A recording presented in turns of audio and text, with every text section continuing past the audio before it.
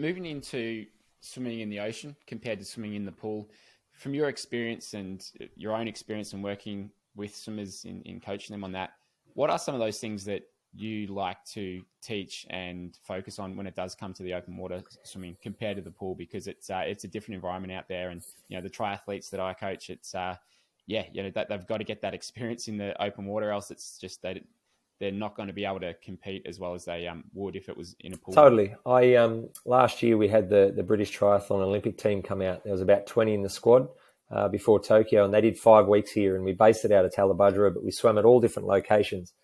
One of the biggest things for me was that they had no idea about conditions. They didn't know when a rip was coming in. They didn't know about currents. They would never know how to read the actual tides. Obviously, it's a little bit different over there in England, but the first thing I always try and do is teach people how to read an app. So when you go into a location, you know what the conditions are going to be like. Therefore, you can actually start mentally preparing what you're going to be doing. And then before we do a session, this morning, Ty and myself, we stand there and we explain it over and over and over. We don't just do it once. We do it 3 or 4 or 5 times during the session. And we try to get people to read the conditions so they can use it to their advantage. So many times people walk down, they go, oh, look, there's the other side of Tally. I'll swim across. They start to swim within less than 20 strokes.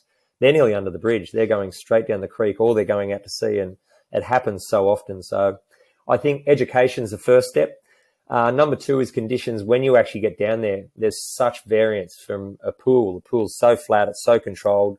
You can see the bottom.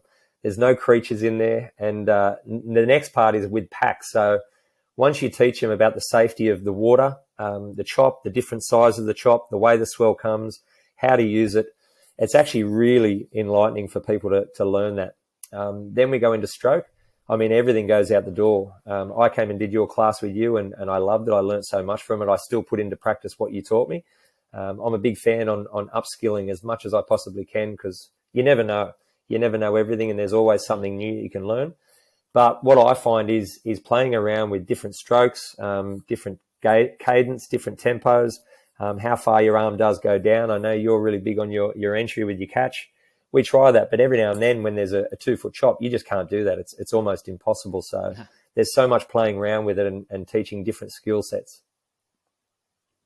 Yeah, absolutely. And things like, you look at the ocean and it can be a scary thing, but once you've got the knowledge, first of all, you can use it to your advantage. You look at a rip, and it's kind of like it's like a chainsaw. It can be beneficial. It can cut down a tree, or it can chop your arm off. Same thing with a rip. It can take you out to sea, out where you want to go, or if you're not sure what you're doing, it can really be a struggle to get back in. So by knowing that stuff, then you're a lot more relaxed, and that's really the first thing you need to have when you're out there, is just to keep cool. And I was reading an article today about the story that people tell themselves is a big factor in their heart rate. So if you're out in the open water and your story is, there's creatures around, there's sharks here, I don't know what's going on, that's the story you're telling yourself. Your heart rate's going to be up here.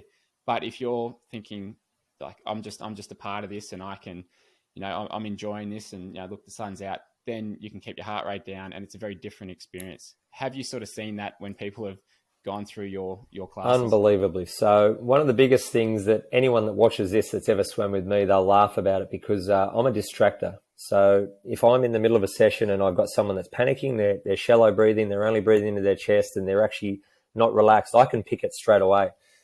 First thing I do is I ask them the most random questions. So I take their mind off whatever they're thinking about.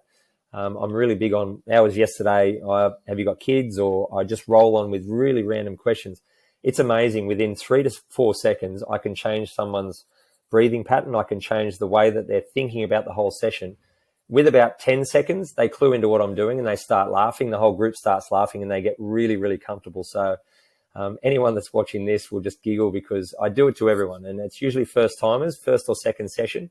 By the third session, they're clued into it, and they're pretty wise to it. And they're smart, that they know what I'm trying to do. And once it works, it's a great little technique that takes everyone's mind off it, and they can think about the job at hand.